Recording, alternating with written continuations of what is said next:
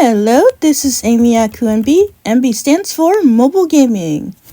Today I'll give a brief history of gacha games and discuss how the gacha system works for One Piece Bounty Rush. Remember to hit the like button, subscribe, and hit that bell icon for notifications of any of my future videos or live streams. Liking and subscribing are the two most free ways to support myself and my channel, so I would highly appreciate it. Also, feel free to ask me anything you want about the game in the comments below. Now, on to the intro.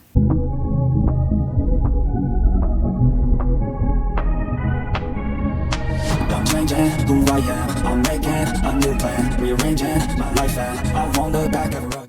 Before I begin, did you ever wonder how gacha games came to be?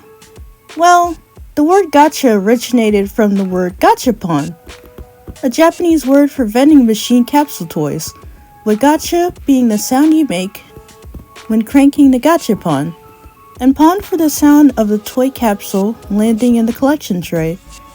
In 1965, an entrepreneur named Uzo Shigeta set up one of the first gachapon machines at a shop he operated in Tokyo's Saito Ward. He soon became the grandfather of gachapon. Then, in 1977, a major toy company named Bandai revitalized the popularity of gachapon. When I went to Japan, I found quite a few gachapon featuring a wide range of anime characters. They're easy to use and work like an old school gumball machine. Just put in your coin, turn the machine, your toy comes out, and you get it. Congratulations, you got... Well, that's what makes it a gacha. You never know what toy you're going to get. Side note before I continue, gacha and gacha are similar items. So if you see the word gachapon or gacha in a game, don't worry about it. I'm looking at you, One Piece Battle Arena from Roblox. I've played that game, it's pretty cool. I recommend it. The idea of gacha games only came about during the early 2010s.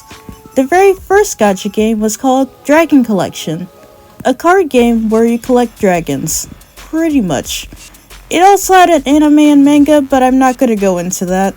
This game was only available on Gree, a Japanese social network, but it became very popular. Soon, companies noticed how profitable gacha games could be, leading to an explosion of similar games. Puzzle and Dragons and Brave Frontier were some of the first, more accessible gacha games, gaining attraction as players took interest in the random draws for a wide range of units. Soon, gacha was incorporated into other mobile games and genres. So, now you know what gacha is and where gacha games came from, but what exactly is a gacha game? Well, like gachapon, you use real money or virtual currency to gain different units and or items. Most if not all gacha games have a dual currency system, with the premium currency you can earn by simply playing the game, and another currency that requires you to spend real money.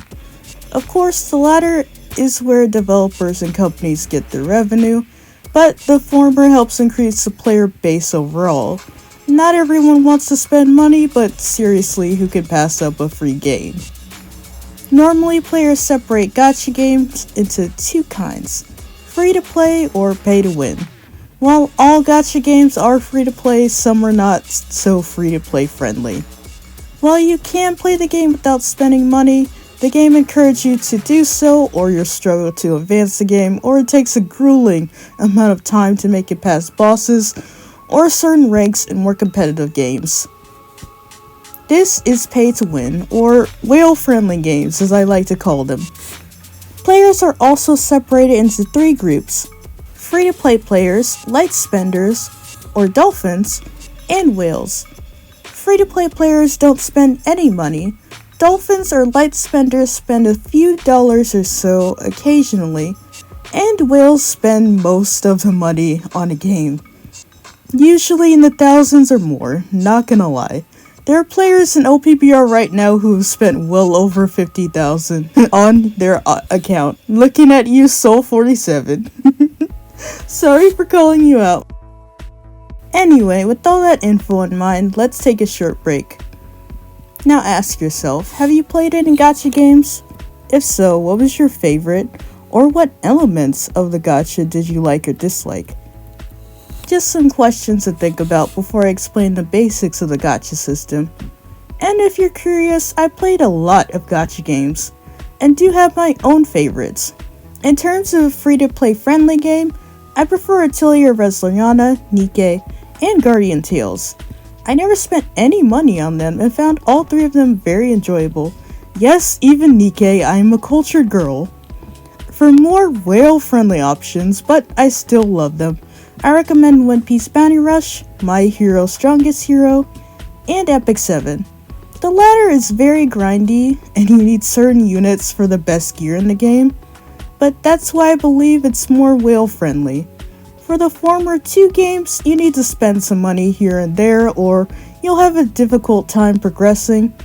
But I met some of the best people and made friends in these games, so I couldn't be any more grateful they exist. Well then, back to the video. I'll demonstrate the gacha system using One Piece Bounty Rush. Anyway, I'm just in the main menu right now. So, if you want to pull, just go to Scout at the bottom right hand corner. And then just scroll down to whatever banner you want and pull on it.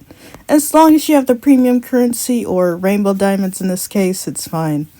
But before I start pulling on anything, let me just begin with the banners itself. There are so many different types of banners in this game, and knowing what to use your rainbow gems on could mean making or breaking your account. It really is that important, but if you do make a mistake and pull on something that maybe you don't really like or you regret pulling on it, that's fine too. Mistakes are made, you know. There's also a pity system in terms of scout points. Just to warn you though, you do have to pull a lot to be able to really use these. But as you can see, if you have 800 scout points, you can get the current unit on the banner, which is Kuzan. You can't get Sabo, sadly. And you can also get frags from Kuzan as well. But you can also get chance cards as well, so just keep that in mind. Also keep in mind that there's an expiration date. Some gacha games will not have that, but for One Piece Bounty Rush it does. So just keep in mind your scout points will go away after the expiration date, and then you'll have to get them. You'll have to get them again and then spend it on whatever you want. Anyway, there's a free draw, so I think I want to pull it. Just gonna click on it. Scout, proceed, yes. And then for gacha games, they have sort of cues on what you can expect to get from the gacha. As you can see, I got a black flag, and then you see the 14 at the top right corner on that tree behind there. So I'm not going to have any good luck. It's also about the treasure too, but I think they updated the game so that only when you get a gold flag, you'll actually get either a new unit or a very good unit, like a bounty fest or something. So there's that. You know, at first you had to look at the treasure chest, the number, you want to get 32, and then the gold flag. I don't think you have to get all three this time, but they did update the game so that I think only the flag matters right now, but yeah, I'll just skip this. But yeah, that was my free multi. I get cola from this, which isn't too bad. Cola is a very good resource in the game. But yeah, that's pulling in the game. There are single pulls and then there are multi-pulls, like the one I just did. The single pulls, I wouldn't really recommend them. They only cost 5 rainbow diamonds, but it's what you get out of it, really. You just get only 1 unit from pulling it. You also have to worry about the drop rates, so if you go to show drop rates,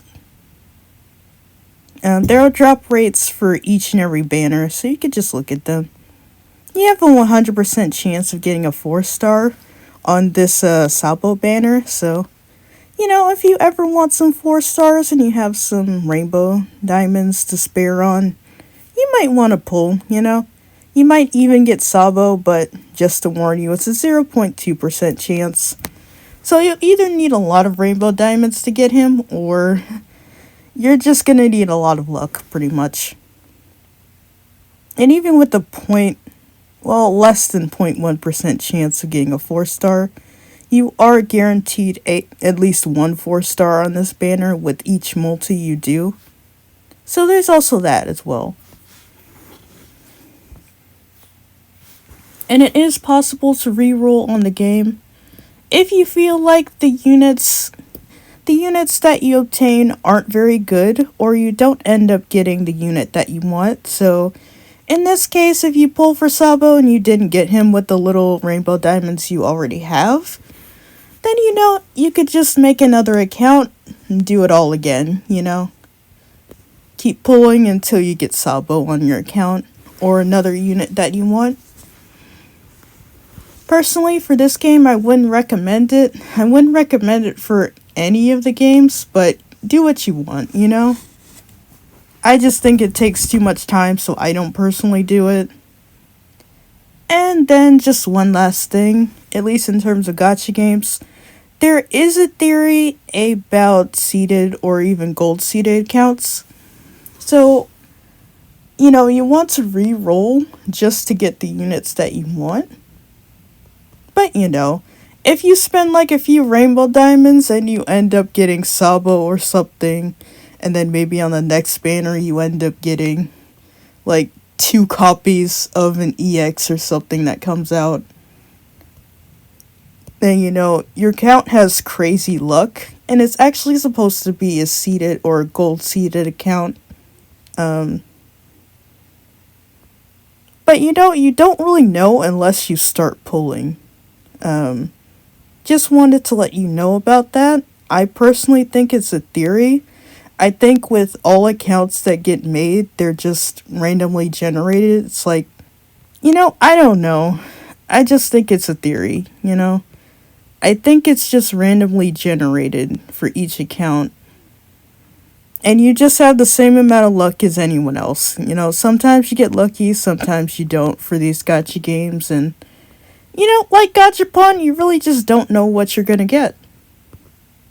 And, yeah.